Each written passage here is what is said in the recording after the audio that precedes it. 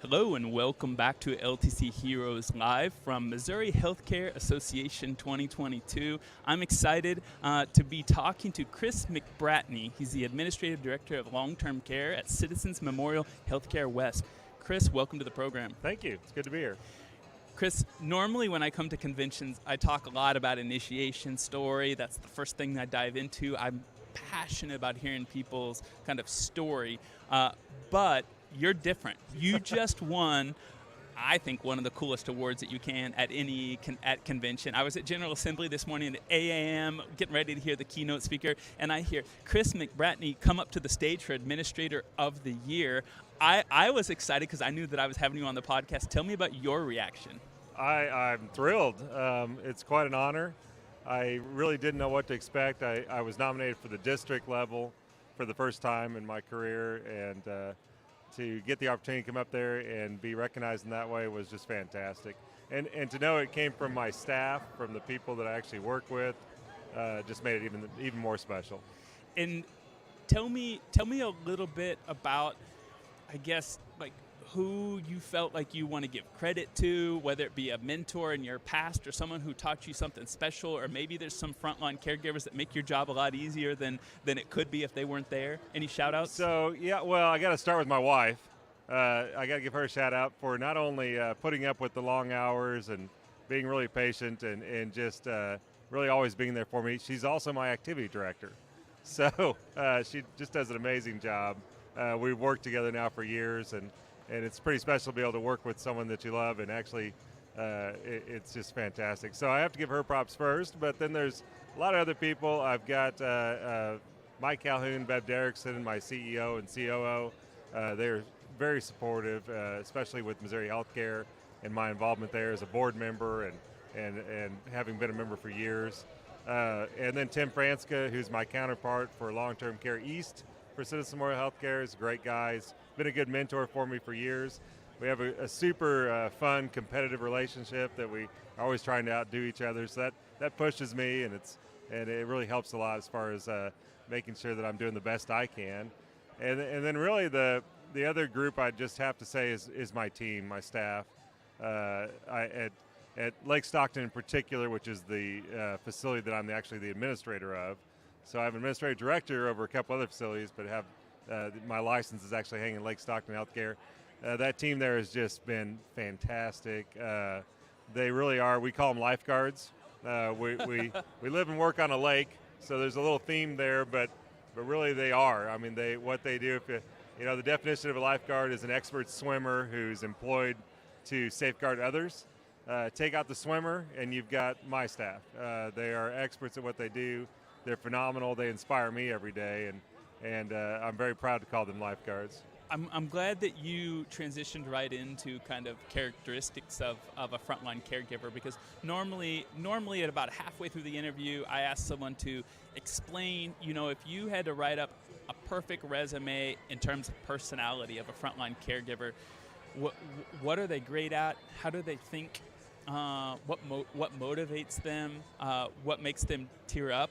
And so you obviously have someone in your team that you're thinking of when you're talking about your staff that made you help you get that award. Right. Can you describe what that frontline caregiver looks like for you, or that lifeguard? So my lifeguards, they're just extremely well. We have core values at CMH, Citizens Memorial Healthcare, and those core values are positive, respectful, innovative, dedicated, and empowered. And together we're CMH Pride. And they just live those core values. Their dedication in particular comes to my mind. We have a foot of snow. I do have four-wheel drive, so I'll go get them if I need to, but most of them make it to work, and then they plan on staying the night just to make sure that they're there to take care of residents the next day. And they're innovative. They're thinking outside the box. The lifeguards at Lake Stockton, they're empowered to take care of the residents, to do the right thing. And they've really just taken those core values and made it pretty special. Chris, one of my favorite things to do at LTC Heroes is interview people who might not consider themselves a a long-term care hero or even a caregiver. There are people that might not have the license, but they cut the lawn or they do the laundry or they prepare the food. Right. And you know those people are really important. Some of them decide that they only want to work in long-term care. Let's give a shout out to someone in your team who might not consider themselves a hero, but you know that they are. Well, so I would shout out to Ryan, the maintenance director at Lake Stockton. That man is just so committed and dedicated. He comes in whatever needs to be done. We're fortunate. We have a relatively new building. We were just built in 2019, but with that also comes its own challenges. And that man works so hard, and he's not just a hard worker. He's not just great at what he does, but he really cares about the residents. And that compassion shows. He's right there participating in activities with us. He's got a great sense of humor. He makes it a lot of fun. So Ryan definitely comes to mind when you describe that. We all need a Ryan on our We team. We do. Ryan, I want to transition into your initiation story. This is the second time we've met. You and I met at the winter convention in February, and then we went to the Capitol. Now we're meeting here again at Missouri Healthcare Association summer convention in Branson.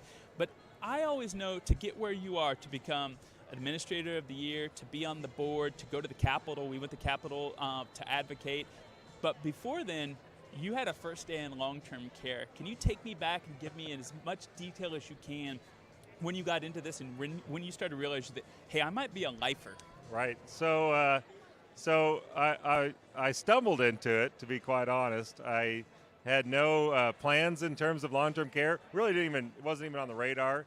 When I was attending college at Southwest Baptist University, I had an opportunity to kind of be a guinea pig in their new health services, Masters in Health Services program.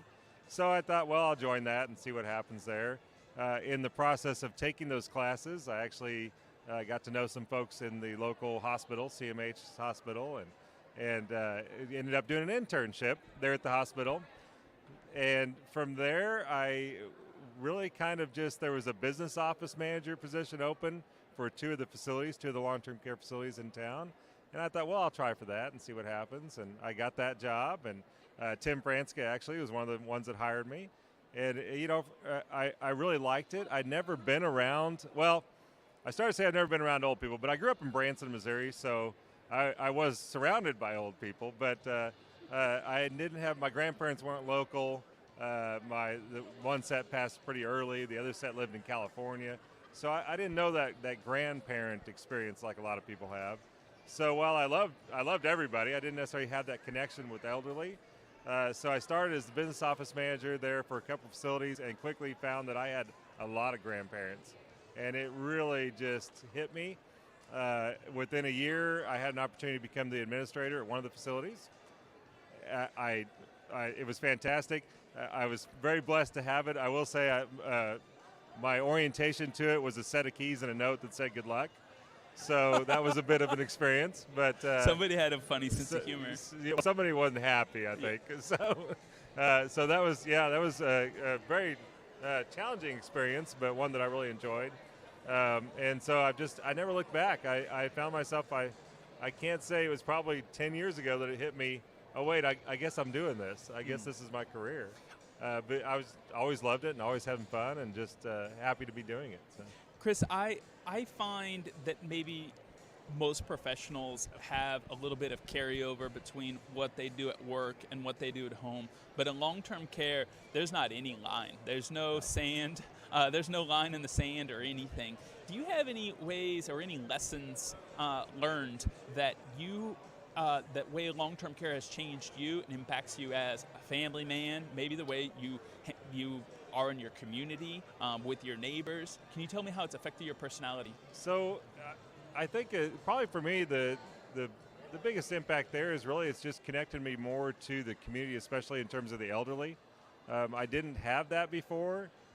Growing up here in Branson, I of course was back then about through May through September, I was surrounded by people from everywhere, but a lot of elderly folks. And I really developed customer service skills from that, working in restaurants and shows and all kinds of stuff down here. But for me, it really connected with community. I never thought about veterans before I worked in long-term care. I never thought about the the whack, the lady who was the Rosie the Riveter. I actually have in Lake Stockton, we have a Rosie the Riveter. Her name's not Rosie, but otherwise she fits that. She did that, and I never thought about that. So it really has given me an opportunity to think about those who are around me, especially our seniors, and kind of make that connection with what they went through and how they lived. Chris, I warned you a little bit beforehand that I was going to ask you to take off your humble hat. And I say that for two reasons. I think leaders in long-term care find it challenging to speak about themselves, but also being Midwesterners. You and I are both Midwesterners. I'm from Kansas, here from Missouri. But I think that it's important because if we want to attract 12-year-olds and 16-year-olds and 20-year-olds into long-term care a little bit later in their life, they want to be around leaders that think differently. If you were to think of something that you're really proud of, you might not tell anyone other than your wife or maybe your kid, that you're like, hey, you know what? Professionally, I did this. If this goes on my tombstone, I'll be happy. Either I hired someone, or there was this day that I was quiet and I was different, or I really stepped up at this moment. What comes to mind when I ask you to take off your humble hat? So I'd have to go to COVID for that. I think where I'm maybe a little unique is I really trust my team, and I'm proud to say. So I have a leadership philosophy, and that is I actually strive to take great care of my employees, so they can take exceptional care of the residents. And when it came around to COVID, I trusted them. I asked them to self-screen. I asked them to, we didn't make them come to somebody and be zapped with the temperature and log everything. We trusted them to do that, and I told them that from the beginning, that I trust them and I need them to do that. And they did it, and Lake Stockton had our first case of COVID in January of 2022. So we made it almost 2 years through the pandemic without a case of COVID. All the residents have done great. We've not had any issues there. What an exceptional story. It really is, and that's them. But I feel like if I got to brag on myself, I feel like I at least was able to give them that, to empower them to be able to do that. And they've really stepped up and done it. It's been amazing. It sounds like, if I were to rephrase what you said, kind of your special skill, or where you're extra resourceful, is you find diamonds in the rough really quickly. That I think that's probably fair. Yeah. I've got some amazing people that I think started out a little rough. That's probably a fair statement. I want to get into you personally. How has the pandemic affected you, that you learned about yourself? Did you learn that you could handle stress? Did you realize that, maybe the 5 closest people to you are enough to get by for 2 years? Or did you realize that socially you just needed to talk to our senior community, and that isolation beat you up? What do you like? Oh, now I understand myself better. I took a shell off that acorn. I took a layer off that acorn. Yeah. I'm getting to the grit. So that's a tough one. I think what it really probably, where it hits me the most is I probably worked harder in terms of hours and stress than I've ever had to do. And stress is something I have a pretty easygoing personality. I've never really dealt with stress.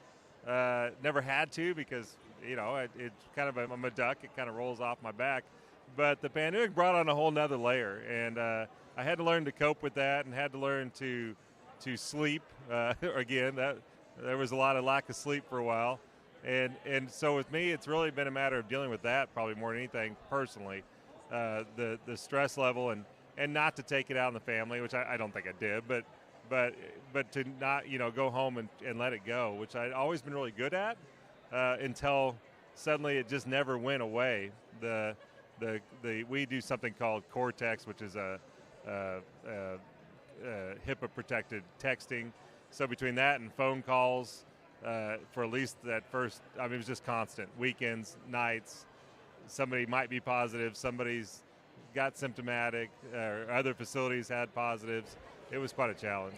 Chris, before we move on to some quotes that I want to get your reflection on, I want to take a moment to thank our sponsor.